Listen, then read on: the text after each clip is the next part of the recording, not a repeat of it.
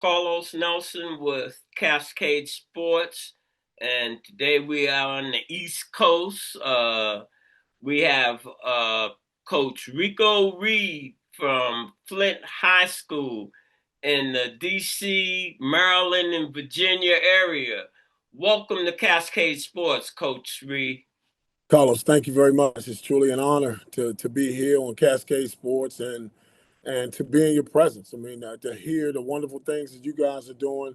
I'm blessed and honored to represent the DMV as I share, my exposure to this game of life and what I've been able to do over the years. So let's get down to business. My audience, they like nosies. Let's get the FBI, CIA on you. Go back to kindergarten. And what I want you to tell our audience is where you went to school, some of your role models, uh, and give them an intimate look at who you are, and then we'll talk about your coaching. And did you play sports in high school? I did. Yes, We sir. want to go through all of that. Okay. Hit it. All right, all right. I'm Rico Reed. My actual government name is Ricardo Reed. I am born to two parents who just celebrated their 59th wedding anniversary. So, I know we have, some situations within our communities where, single parent homes and things of that nature. I'm blessed to have both of my parents to be a part of my journey along the way. And I think that they've created a culture within our family that I'm proud of, and I'm proud of carrying that torch with regards to that. I'm a native Washingtonian, born and raised in Southeast Washington, D.C. Actually went to Anita J. Turner Elementary School, which, for those who know D.C., right off of Alabama Avenue and Stanton Road. Um, I was always involved with sports, always, whether it was through something my dad had me involved in, or the local community center, or number 11 Police Boys and Girls Club in DC. I did it all: football, baseball, basketball, boxing, track and field. I did a little bit of everything. And what it did was it ultimately resulted in a love for competition, a love for sports. And I think it also, believe it or not, and we try to share this with many of the young men and young women that we engage with daily, it resulted in me being competitive in the classroom as well, where I was, determined to be the best student that I could possibly be.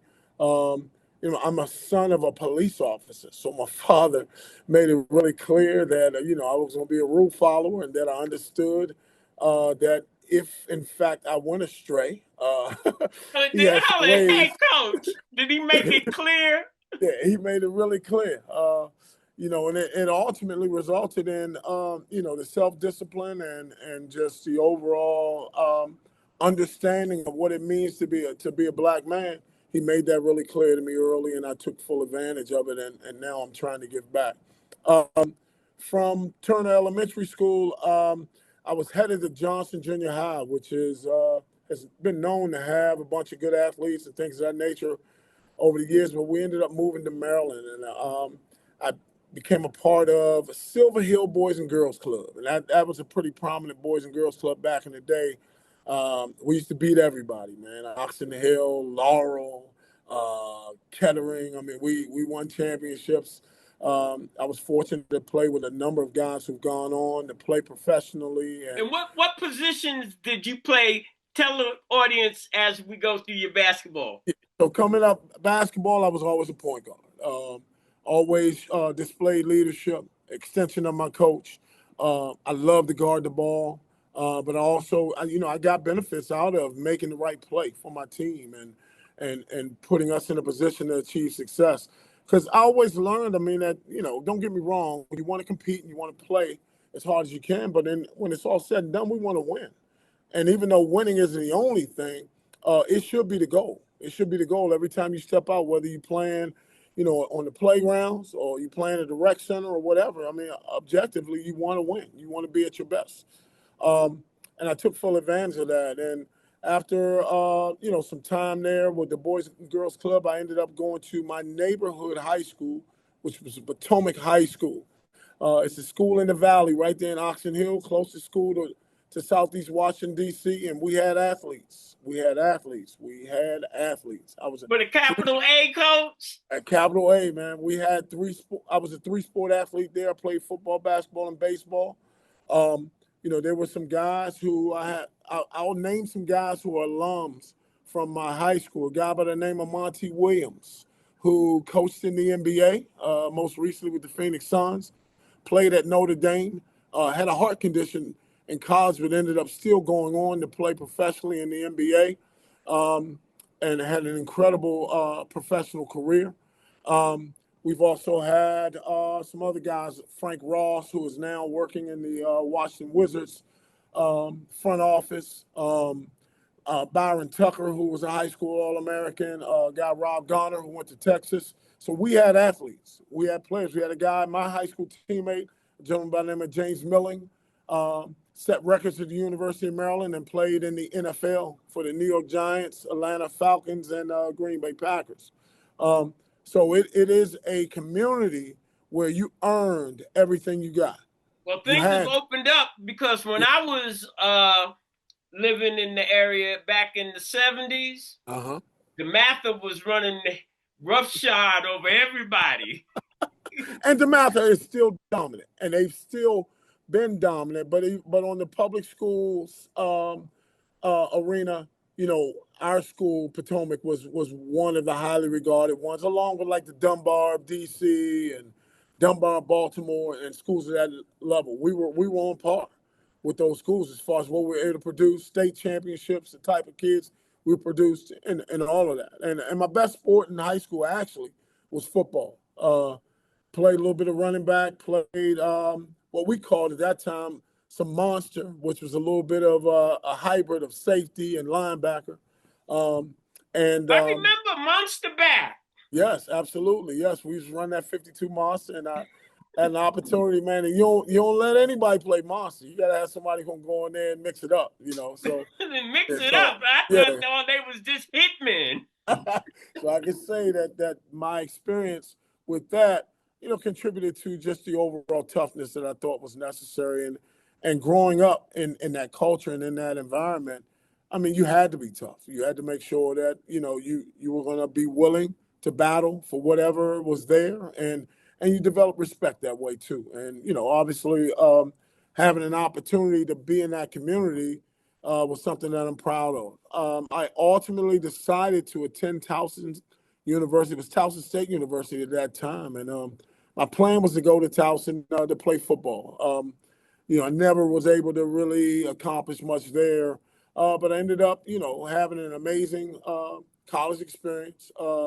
Got my degree, and also while there, I was able to find myself as a member of the Omega Psi Phi Fraternity Incorporated, our old Epsilon chapter.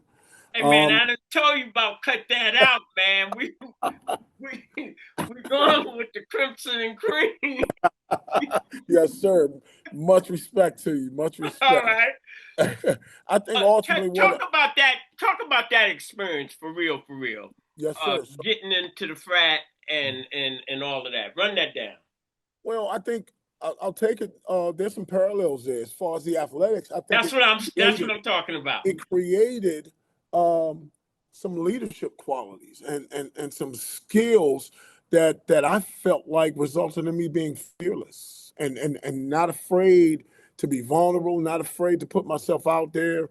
And as I identified things that I wanted, that I claimed, I was able to pursue them because I didn't have what you would call, an attitude that would result in me either not persevering or quitting or being unable to finish what my goal was. And, I saw some commonalities there with regards to some of those guys who were in the frat at the time, as far as the brotherhood, the interactions, the leadership, the way that they presented themselves on campus, the way that they were revered, and the way that they were acknowledged and respected. And I felt I had those qualities, but I felt like I could make a contribution to what they were building and what they were establishing. And then I did my research and I looked into some of the more prominent members of the organization. And I thought, hey, this is something, as you go to college, you want to leave with more than just a degree. You want to leave with some sort of legacy or some sort of impact. And I think that fraternity afforded me the opportunity to make an impact in a variety of ways while still on campus, and obviously to this day. So, Coach, what inspired you to go ahead and pick up the baton to become a coach? Oh man, I mean, it was still in me. That fire was always burning, and See, I'm a high. playing is one thing, coaching is another. And coaching high school, no matter what nobody say, I've been around. It's a thankless job. I'm like, it's thank you, long as my kid is in the program. But after my kid's gone, you know.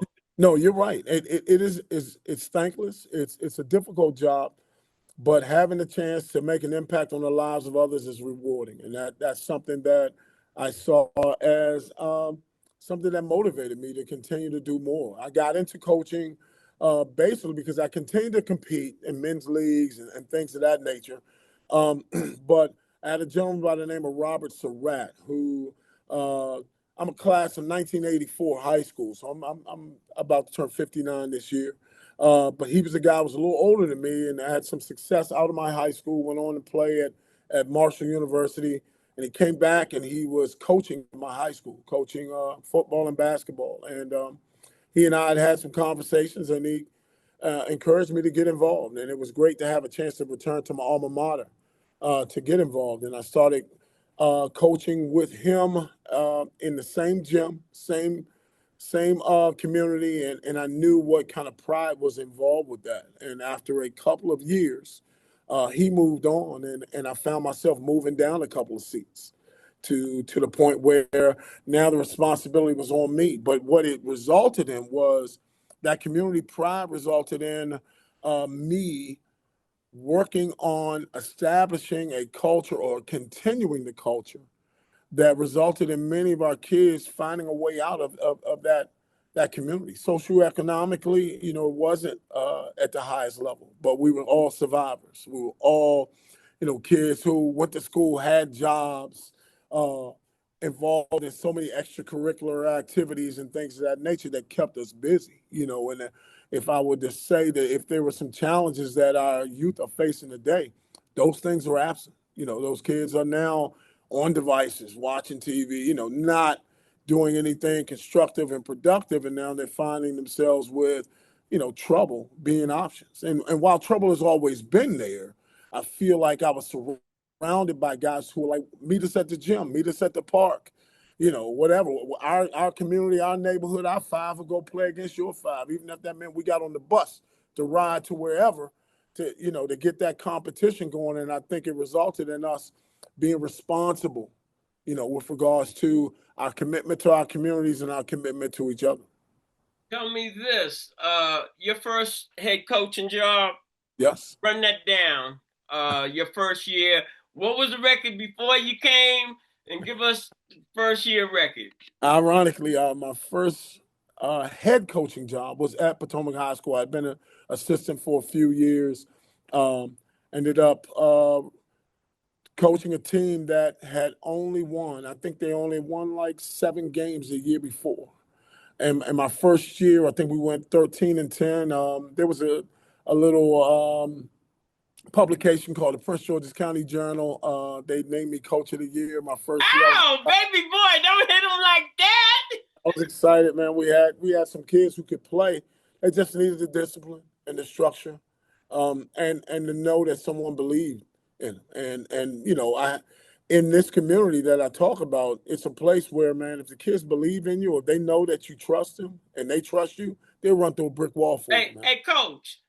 I want to tie this in. The earlier interview, I told you I did an interview with Coach Eric Hines. Yes, sir. And you talked about belief, and we talked about this about your players. When you take over a new team, how the players have to really buy in to what you're talking about. How Yes. important was that for you to achieve the success that you achieved your first year? No, I felt like I wanted to coach them like I wanted to be coached. I wanted passion. I wanted energy. I wanted instruction. I wanted to be crystal clear that, when coach is talking, no one's talking. We're locked in. But I also wanted to know what they were involved in off the court. I wanted to know what family life was like. I wanted to know what they did on the weekends, what the family structure was looked like for them, because I wanted them to know that I was a resource for them and that I was willing to pour into them what had been poured into me. What I also did, though, was I thought it was very important that I make it clear that this is supposed to be fun, that it's a game. And while there's structure involved in that process, ultimately, we want it to be fun, because we talked about it often about the relationships that are being built. And we talked about a brotherhood, and we talked about the fact that they don't have to be best friends off the court. But when we come together in this gym, we're on one accord. It was one thing that we did up until COVID in both programs I've been a part of. We held hands at the start of practice, which was a symbol that everything that's going on outside of this circle is secondary at that moment. And we practiced hard, man. We went at each other. Sometimes it got a little contentious, and some of those things occurred. Testosterone flying around in the gym. Sir. Yes, sir. And then at the conclusion of practice, we came back together, hands, shaking hands or holding hands again. And we knew that whatever happened during that 2 hours was going to be over when we broke down. And it resulted in guys understanding that they had a total commitment to pride in our program and a responsibility to be their best in our presence every day. And, it resulted in those guys understanding that, it's something bigger than just me. It's really about what's across my chest and that brother who's sitting next to me, or who's on this bench with me or in this locker room with me. All right. Also, what I want to know is, how important is it for you to have a good administration behind you? It is incredibly important, and I think it's up to us as coaches to bridge that gap, to make it really clear, to pop in to their office as well, and share with them the good things that are happening. Invite them to pop into a practice, pop into a study hall. Those things, because in many instances, they have a lot on their plate, and they want what's best for the community. But I feel like they will be better prepared to execute their plan if they get to know the children that are walking their buildings every day. And I actually ultimately served as an administrator here at Flint Hill, so I've seen both sides of it. But I understand that in many cases, there's a perception of who we are as student athletes, or what our programs are built on and based on, when in fact, when you invite those people into your program, they have a better understanding and they become more supportive of what you do. What's your student population? My next question was really, how important is it for your student body to be involved, that atmosphere for the program? Okay, so I'll answer this twofold, because I'm currently at Flint Hill in Northern Virginia, a private school, independent school, highly regarded for their academic prowess, but it's also a school that has a tradition. It was once the number one school in the nation, the number one ranked top school in the nation, boys basketball, with guys like Dennis Scott, Aaron Bain, George Lynch, former professionals of that level, Randolph Childress, to name a few. So at my former school, Potomac High School, my alma mater, by the way, as I mentioned, socioeconomically, there were some challenges. We didn't have a lot of high flyers in that community academically, because I think in many instances it was secondary. And but the athletic opportunities motivated many of our young men and women to be the best that they could be, which ultimately resulted in scholarship opportunities and opportunities to further their education. That was a predominantly Black community. I would say we were probably 94, 95% Black, with a few Hispanics and an occasional Caucasian person. So let me say this. If you noticed, when I had you go to the website, it said Cascade Sports, home of the student athlete. Yes, sir. And we have a segment where I bring businessmen and educators that played sports It's called bridging the gap between sports and education. You're Yes, not sir. going to go to the NBA or the NFL, but you can play them sports in college and let it pay for your education.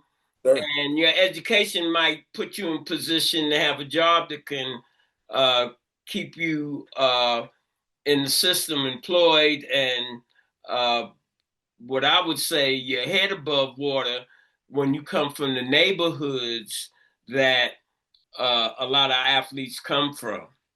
Yes, sir. And you are who you're surrounded by.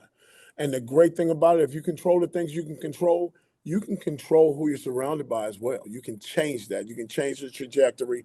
You can change that from year to year or term to term, meaning middle school, high school, college, things of that nature. You want to surround yourself by, people who are going to challenge you to be your best, people who are going to expose you to additional things. Let's talk about this last season and what that was about.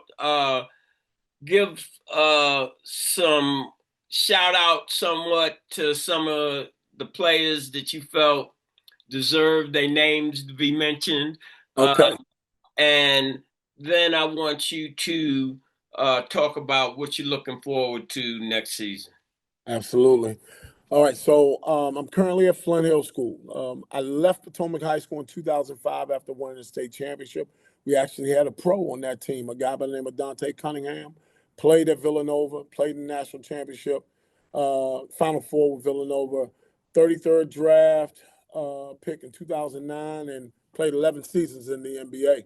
And I'll say this, and I'll say it right now, even if Dante's listening, he probably wasn't the best player on our high school team. All right, now I'll go from there. I came out to Flint Hill. So I just completed my 20th year at Flint Hill. And I've been fortunate enough to win a number of league championships. I've been fortunate enough to have kids to go on to play collegiately, Power Five, University of Maryland, George Washington, Georgetown, American, Howard University, East Carolina, South Alabama. I got a kid at Alcorn State. So we've had the opportunity to do that. And I'm in a community now that's almost, when I arrived here, probably the exact opposite of what I left. So I came to a predominantly white community, a community where academics was highly enforced. Prize. Right. Yes, it was. It was the exact opposite of what I come from, but I felt like this was something that I deserved, an opportunity to see what I could do. Making an impact in my hometown and my home community is one thing. To take that on the road to somewhere else was something that a That's challenge that major though. I was excited about. I was It's excited about. major for the people you serving, and it's major for your self development. Yes, sir. Yes, sir. And it ultimately resulted in me becoming an ambassador. So I was able to come to a school that was And primarily. more resources at that school. I bet a dime to a dollar. Absolutely. So primarily, um, students coming from affluent backgrounds, Northern Virginia, and I was able to help attract kids from other parts of the region, kids from DC, kids from Prince George's County, Maryland, kids from Montgomery County, Arlington, Alexandria, kids. So other kids were exposed to it, and as a result, I played a role in us becoming a more diverse community as a result of that. The basketball took care of itself. I just coached kids hard, man, and try to teach the game, and we ultimately had kids going and playing at all different levels: Division One, Division Two, Division Three. My most recent season, we finished 18-12. We have a kid who's headed to the Air Force Academy to play. We have another kid who's headed to Hampton. Um, we um, we celebrated my 300th victory at Flint Hill. I'm approaching 500 now between the two schools. That's Um, major, man. See, I'm not the sports guy like I should be having these sports programs. But I was asking my guy last night, this is a sports junkie. I was saying, I got these coaches coming on tomorrow, and this one had 300. It's 300 wins. He was like, man, that's major. yeah, I mean, I think obviously it's about the kids who've had the opportunity to coach. And as you mentioned earlier, an administration that's going to be supportive of your efforts and what we're doing. I mean, We had a kid, well, he's not a kid anymore, a gentleman by the name of Isaiah Moore, who came from the Potomac community where I was. So I was able to kind of, a few years before that, I had his older brother come and enroll here and had an amazing experience and went on to play collegiately. And Isaiah came here as a 5'4" guard, tough kid, but he came in and benefited from being in this area.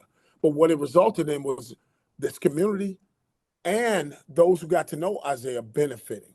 So there was growth opportunities daily. What you doing is that Yes. cross Yes, pollinization yes, sir. that can produce the flower. Yes, sir. In everybody's life. Yes, I sir. didn't know that they were like this. I didn't know, and that vice versa. Yes. So let's go.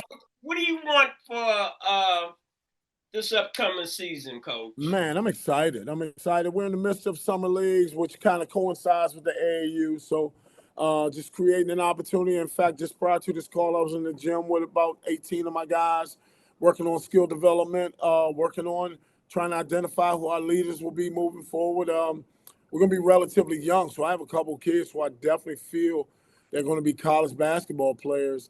Now I'm just trying to get them to understand that this game is about more than just putting it in the basket.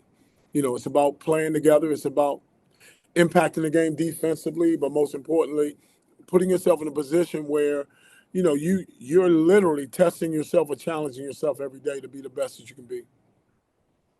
So, in closing, what would you have to say to our audience? Yes, sir.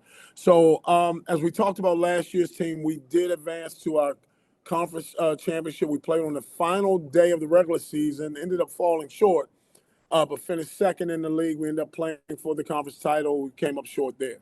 But the message I would like to leave everyone is that, I've heard this quote before, life is your birth year and the year that you pass. And there's a dash in between that. You got to make that dash count. What are you doing to impact the lives of others? And while we have opportunities as fathers and uncles and godfathers and things of that nature, having a chance to impact the world, especially the world we're living in now that's so divisive, where we have a chance to impact those that look like us, but at the same time to impact those who have a certain perception of who we are as well, is critically important. I think ultimately education is the key to everything. As I mentioned earlier, in addition to supporting kids academically, I also served as an administrator in this community as well. And I made it a point to challenge kids to truly be themselves. Another thing that I do, and I don't have a problem doing this, Carlos, is I tell the kids that I coach that I love them, that they mean the world to me. And that becomes contagious with regards to what we're doing and having kids in a position that not only believe in others, but most importantly, to believe in themselves. And what I want in the end is I want confident kids who are ready to make an impact on the world as they move forward. Sounds like you got your head on straight and you're trying to screw some caps on some other people. But yes, sir. It was a pleasure having you on. And for all you chumps out there think Cascade Sports is lightweight, we go hard in the paint, baby. Go hard.